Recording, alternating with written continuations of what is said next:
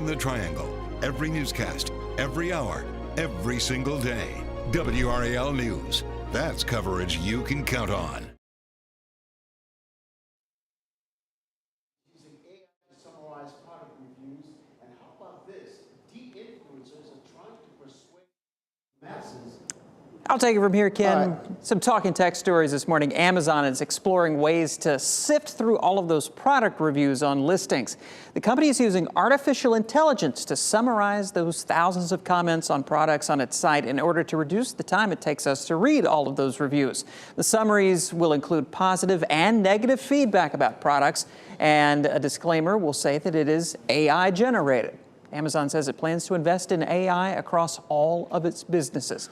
And you've heard of social media influencers. Well, how about de-influencers? Over the past year, the hashtag de-influencing has gained 582 million views on TikTok. Typically, influencers promote products that are trendy or expensive, but de-influencers are advocating against buying goods that can encourage overconsumption and indulgence. They also are hoping to hold brands accountable, according to this new report. That's kind of a fresh idea, I think. I like that idea, actually. All right, Brian, thanks. Well, freelancers are emerging as a formidable force, making up over 30% of the U.S. workforce and earning nearly 10% more than last year.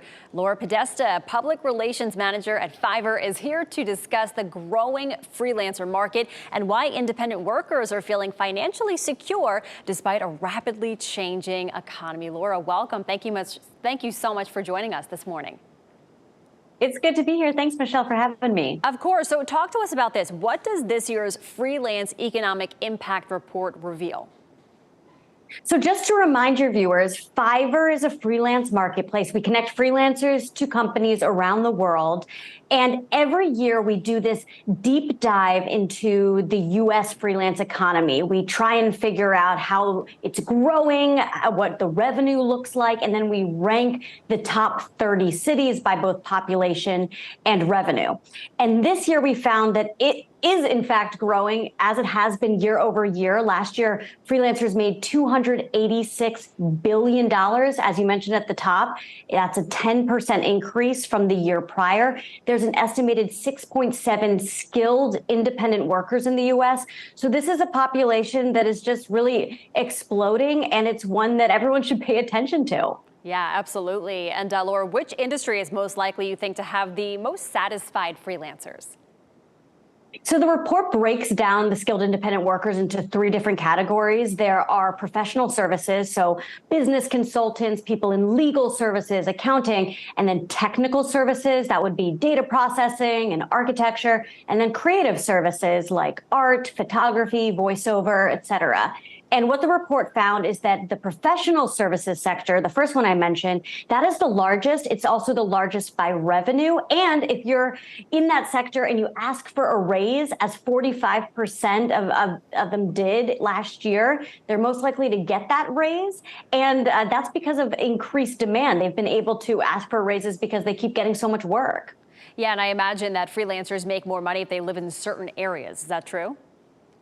Yes, the report did find that the population and revenue of freelancers was highest in the biggest cities. So that would be New York and then Los Angeles. But what's interesting is that the third is not Chicago. So that's the third most populous city in the US. In fact, it's Miami. So this trend of more people, particularly during the pandemic, moving to warmer climates, moving to places where they would have more of a work-life balance, perhaps it's more affordable, perhaps the tax bracket's a little bit easier for freelancers. That trend continues to grow. And just to mention North Carolina, Raleigh-Durham did not make it into the top 30 this year, but nearby Charlotte is seen as one of the fastest growing cities when it comes to freelancers and their revenue. So perhaps more will be moving to Raleigh. Yeah, I imagine so. I mean, Raleigh is exploding right now. So I imagine we will catch up to Charlotte in no time. And really quickly, Laura, where can people go to find more information on this? Well, if you want to try your hand at freelancing or hire a freelancer, definitely head to Fiverr.com. That's Fiverr with 2 R's. And to explore the report, go to Fiverr.com/freelance-impact. All right, Laura Podesta, thank you so much for joining us this morning. We appreciate you. Thanks. Well, the so-called Great Resignation